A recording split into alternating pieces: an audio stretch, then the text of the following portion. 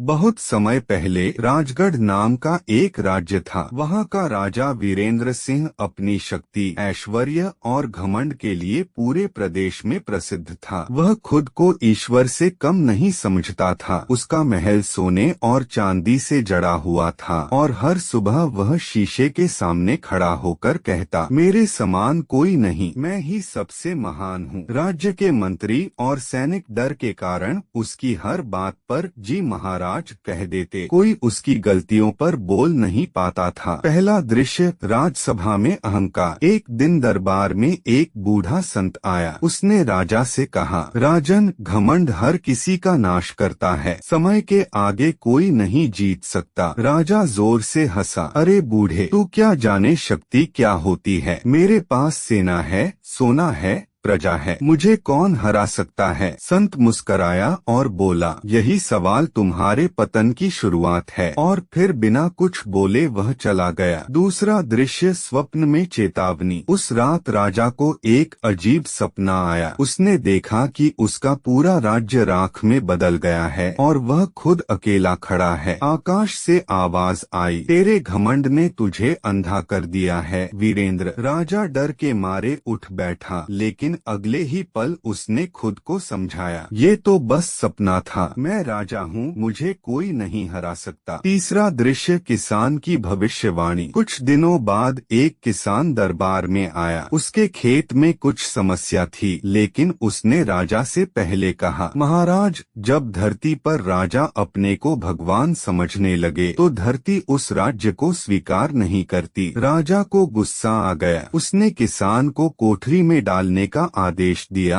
और कहा, मेरे राज्य में भविष्यवाणी की नहीं, आदेश की कदर होती है। मंत्री भयभीत थे, लेकिन कुछ कर नहीं सकते थे। चौथा दृश्य प्रलय की शुरुआत। अगले ही सप्ताह राज्य में एक अजीब तूफान आया। खेत उजड़ गए, नदी का पानी सूख गया और पशु भागने लगे। जनता डर के मारे महल के बाहर इकट्ठी हो गई। राजा ने सैनिकों से कहा, ये सब प्राकृतिक आपदा है, इसमें मेरा क्या दोष। लेकिन दरबार का वही बूढ़ा संत फिर आया। उसने कहा, राजन, यह प्रकृति का उत्तर है। जब कोई राजा अपने अहंकार में डूब जाता है तब समय उसे उसकी औकात दिखाता है। राजा फिर भी नहीं माना। उसने संत को दरबार से बाहर निकाल दिया। पांचवा दृश्य राजमहल में अकेलापन। धीरे धीरे जनता भूख और डर से राज्य छोड़ने लगी। सैनिक भी अपने परिवारों को लेकर चले गए। महल खाली होने लगा। राजा अब भी अपने सोने के सिंहासन पर बैठा रहा, लेकिन अब न संगीत था, न भोजन की महक, न जयकारे की आवाज। उसने अपने प्रतिबिंब को देखा, आंखों में डर, चेहरे पर थकान। क्या सच में मैं सब कुछ खो चुका हूँ। छठा दृश्य संत का लौटना। एक रात जब बिजली चमकी,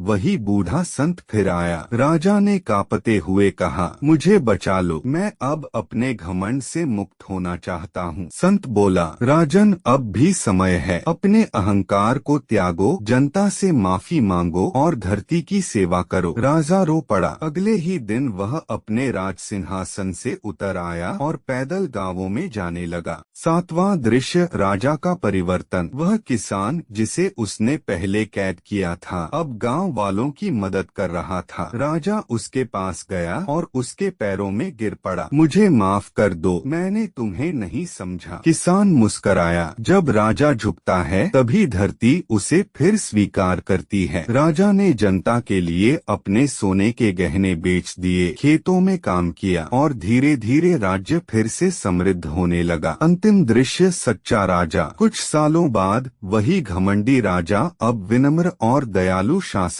बन गया था। वह हर दिन सुबह सूरज को देखकर कहता, सच्चा राजा वो नहीं जो शासन करे, बल्कि वो जो अपनी प्रजा के दुख को समझे। संत ने मुस्कुराकर कहा, अब तुम सच में वीरेंद्र कहलाने के योग्य हो। और उसके बाद वह हवा में विलीन हो गया। कहानी का सार, लेकिन शिक्षा नहीं। यह कहानी किसी शिक्षा के लिए नहीं, बल्कि एक अहंकारी राजा के मनोवैज्ञानिक पतन और जागृति की यात्रा है, जहाँ शक्ति से नहीं, विनम्रता से मनुष्य अपनी असली पहचान पाता है। अगर आपको यह कहानी प्रेरणादायक लगे तो वीडियो को जरूर शेयर करें। हर कहानी में छुपा है एक सबक। जुड़िए कृष्णवेर्स एआई के साथ।